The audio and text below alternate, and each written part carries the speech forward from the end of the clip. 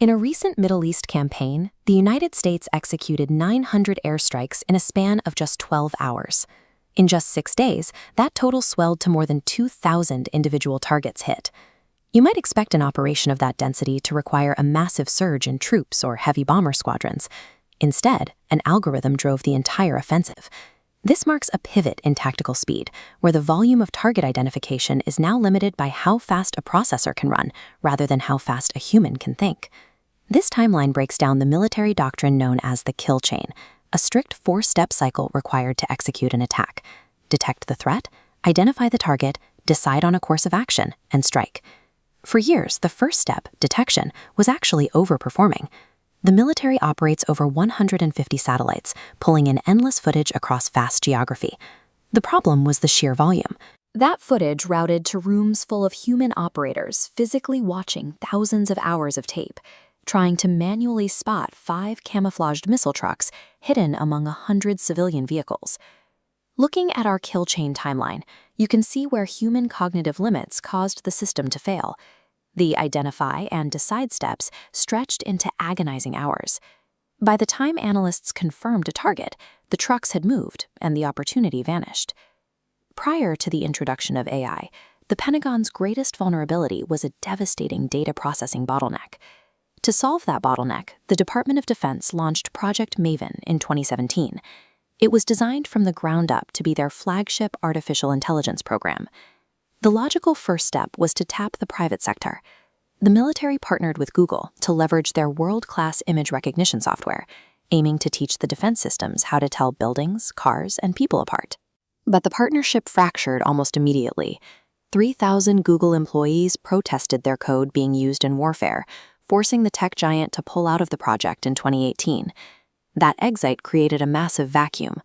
Aggressive defense tech startups like Palantir and Anduril stepped in, willing to take millions of hours of raw combat footage and use it to train the targeting algorithms. The traditional military-industrial complex is now inseparable from Silicon Valley engineering, integrating software development directly into the hardware of modern conflict. This visualization shows Mevan operating on a concept called data fusion. It ingests wildly different streams of information, drone video, audio intercepts, radar pings, and funnels them all into a single algorithmic brain. Using advanced computer vision, the system filters through the visual noise of a crowded environment. It instantly isolates a hidden rocket launcher from the civilian traffic around it in real time. Thanks to edge computing, Mevan doesn't even need to send that footage back to a server farm. The AI is built directly into the drone itself, analyzing threats mid-flight. This interface overlay illustrates the software's tactical output. Beyond isolating the enemy, it calculates probabilities of success, suggests the exact missile type required, and hands the human commander a fully tailored strike plan.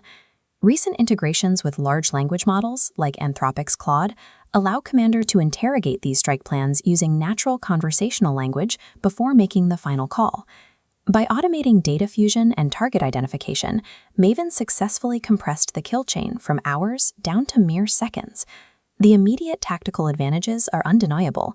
Highly accurate, rapid strikes minimize wasted munitions and theoretically reduce civilian casualties by eliminating human misidentification. But because the machine processes information so rapidly, the human commander reviewing the data has suddenly become the slowest component in the kill chain. This creates heavy friction. AI providers like Anthropic are actively restricting their tools from being used to execute fully automated strikes without a human operator explicitly in the loop. The concern is that as tactical speed becomes the primary metric of success, there is growing pressure to minimize human oversight to maintain that advantage. The military's relentless pursuit of maximum operational velocity is colliding directly with the moral requirement for human judgment. This dynamic extends far beyond the United States. Global powers, including China, Russia, and Israel, are rapidly pouring capital into their own AI-enabled warfare systems.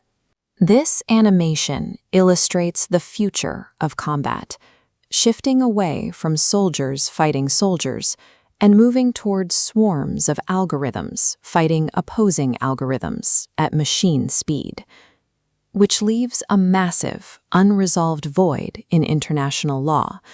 When a fully autonomous weapon makes a lethal mistake, who takes the blame? The programmer, the commander, or the machine? Project Mevan successfully solved the military's infinite data problem, but in doing so, it has stripped away the buffer of human deliberation, leaving us to answer who is actually responsible when the missiles fire.